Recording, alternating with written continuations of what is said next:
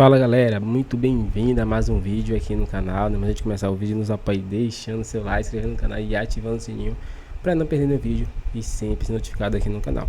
Então galera, vamos fazer a relação e um corte aqui, né, da SBT Rio, né, onde Vene Casagrande aí vai falar informações aí exclusivas sobre o Flamengo, né, vai falar aí sobre a situação do Gabigol, vai falar também sobre o jogo entre o Nova Iguaçu e o Flamengo pela final do Carioca, né? Quem são os desfalques, qual vai ser a escalação.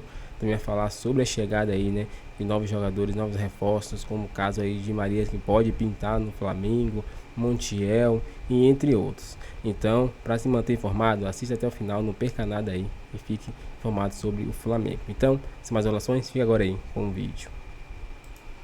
Ah, tá bom. Outra boa notícia foi a volta do Gerson às atividades no Ninho do Urubu. Cadê? Foco, muito trabalho e dedicação. Esses foram os lemas do rubro-negro durante o período da data FIFA. Com certeza essa pausa aí foi importante para dar um descanso para o corpo, para a mente. Eu creio que a gente pôde alinhar alguns detalhes que a gente vinha pecando durante as outras partidas. Então creio que foi importante e a gente poder também analisar o adversário, que com certeza merece todo o respeito pela grande campanha que vem fazendo até então.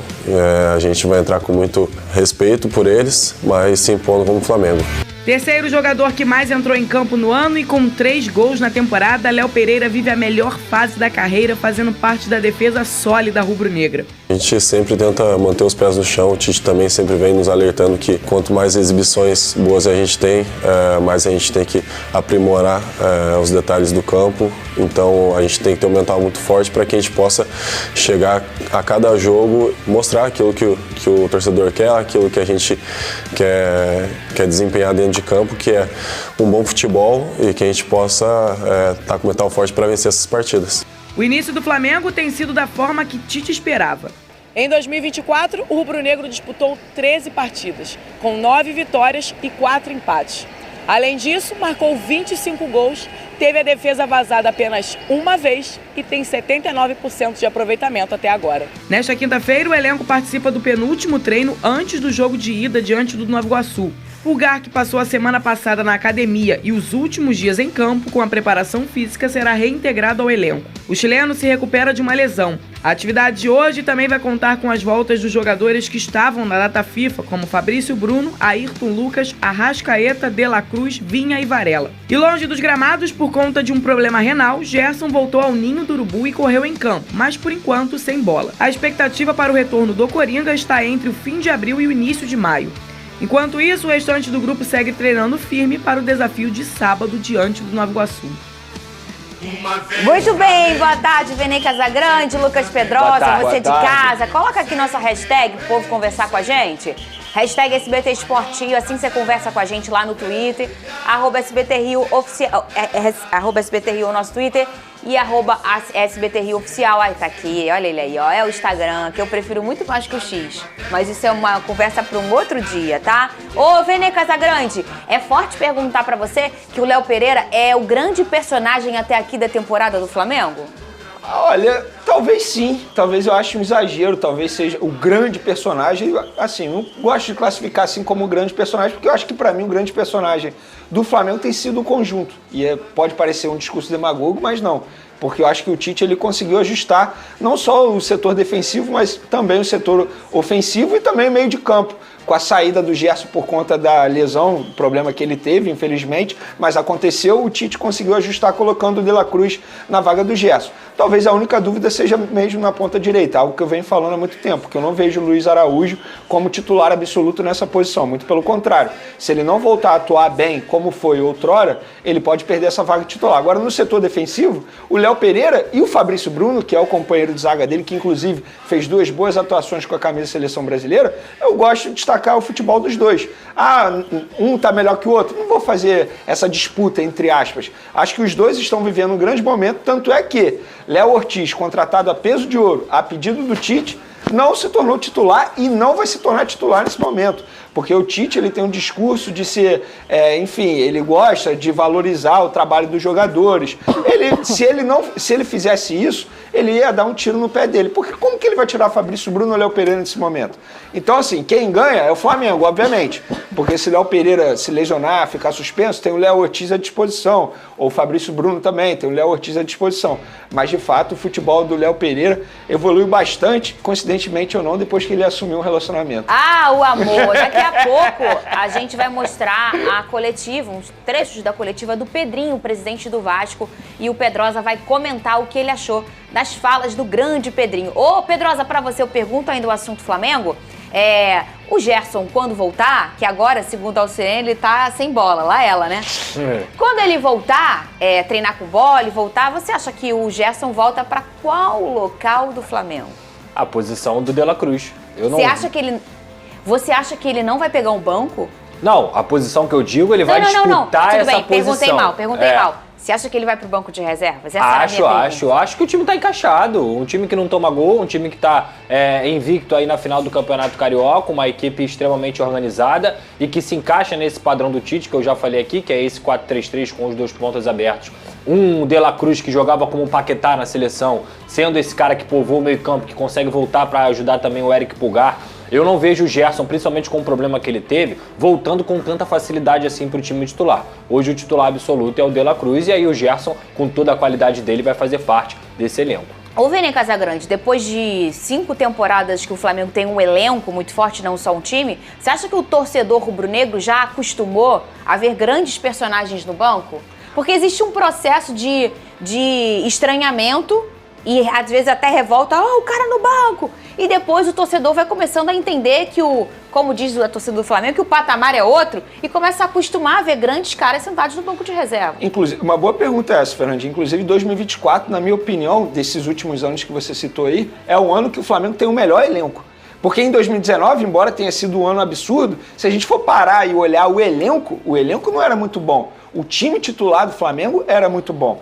Hoje o Flamengo tem um baita elenco. Tem 2 times à disposição. A verdade é essa. A gente está falando de um time, de um elenco que tem Davi Luiz e Léo Ortiz na zaga como reservas. Bruno Henrique, quer dizer, Gabigol agora suspenso, mas enfim, Bruno Henrique e Gabigol no banco de reservas. Então, de fato, é um elenco absurdo. E sim, te respondendo, acho que o torcedor ele já se acostumou com isso. Ninguém reclama do Bruno Henrique estar no banco de reserva, muito pelo contrário.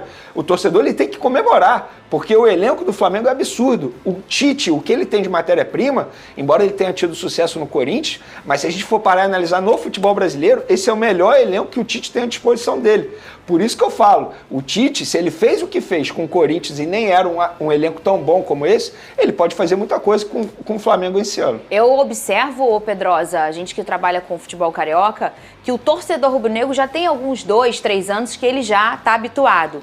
E que o jogador do Flamengo encerrou nesse ano ele não entender que ele senta no banco. A gente ainda via, nas últimas temporadas, jogadores que não entendiam esse movimento. Hoje a gente já percebe que é algo super natural, não só para o torcedor, mas também para o jogador, que é um grande cara, tem um salário altíssimo, mas senta no banco de reserva.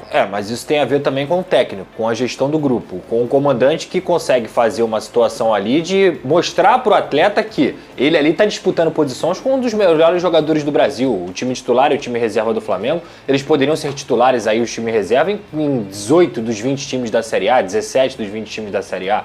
Então esse entendimento também é de uma disputa interna, só quem ganha com isso é o Flamengo, essa disputa de posição. A pior coisa que tem é o jogador ficar acomodado naquela posição porque ele acha que ele é o titular absoluto e ele mesmo não mostra a motivação. Então eu entendo que essa disputa é completamente sadia, só quem ganha é o Flamengo, mas repito, isso tem muito a ver com o técnico, porque tem técnico que não sabe bancar. A gente viu até a situação lá do Bruno Lage com o Diego Costa e o Tiquinho. Naquele momento ali, não foi uma conversa, uma coisa que aconteceu previamente, um entendimento, olha, tem que pensar no grupo, Tiquinho, senta aqui e tal. Foi na pré-eleição. Então esse tipo de atitude, na minha visão, não é a mais correta para você colocar um grande jogador no banco. Quando você conversa com o cara, explica para ele os motivos que você está colocando ele no banco, isso se chama gestão de grupo, isso se chama também uma postura correta com o seu atleta. Inclusive, Fernandinho, sobre esse assunto ainda, no começo da temporada, o Bruno Spindel, o diretor executivo do Flamengo, e o Marcos Braz, eles falaram sobre isso, que teve jogador que não quis vir para o Flamengo porque sabia que ia jogar menos.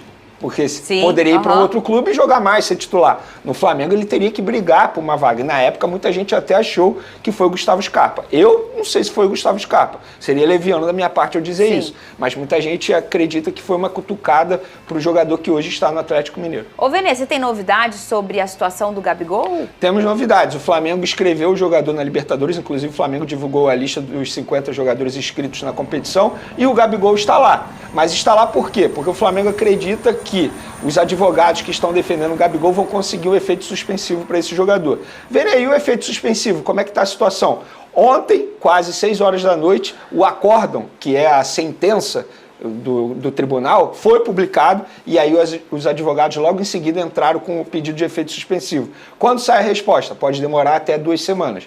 Como a gente sabe que eles são demorados, tanto é que a publicação do acórdão demorou também, foi até o prazo final, eu acredito que isso aí vai demorar para o Flamengo ter uma resposta. Mas enfim, o jogador está tendo todo o auxílio fora do CT, porque ele não pode comparecer ao CT, profissionais à disposição dele. Enquanto isso, o Flamengo aguarda esse efeito suspensivo sair ou não. Espero que saia, né? E assim, a gente sabe que hoje com toda a tecnologia, o suporte que obviamente o Flamengo vai dar, e o próprio Gabigol tem, né, ô Pedrosa, em relação à questão física, tá tudo ok. Ele vai treinar, ele vai dar o jeito dele.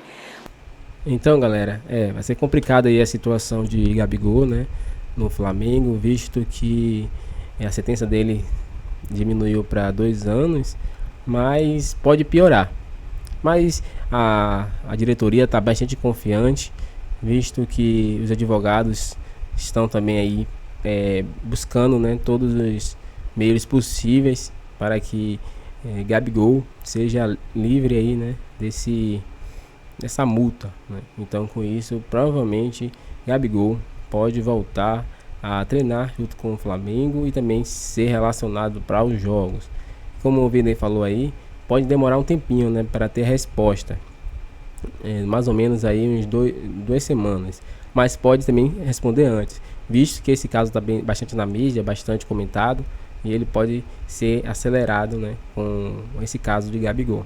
E sobre os jogadores sendo reforços para o Flamengo, o caso de Maria, né, nós já apuramos aí algumas informações e até o momento só é sondagem. O Flamengo está sondando o Di Maria, está terminando o contrato lá no Benfica. Provavelmente não vai ficar, e aí vai ficar livre, né, para vir de graça. Aí só acertaria só o salário com o jogador, né? Então seria uma boa para o Flamengo, ele tendo esse jogador de alto nível no Mengão, né? Então ele seria aí uma peça boa de reposição aí para entrar, né, e ser bastante efetivo no Mengão. Outro é Montiel, também está sendo vinculado aí ao Flamengo há um bom tempo. Ele tinha desejo, né, mas ficou preso lá no time que ele estava atuando, mas agora ele está saindo lá do time, está sendo rescisão de contrato e ele pode chegar para atuar no Flamengo. Então são 2 reforços que pode chegar aí no Mengão para reforçar ainda mais esse elenco, que é o melhor elenco da América do Sul. E aí, tá confiante? Comente pra gente aqui a sua opinião, deixe seu like, se inscreva no canal e até o próximo vídeo.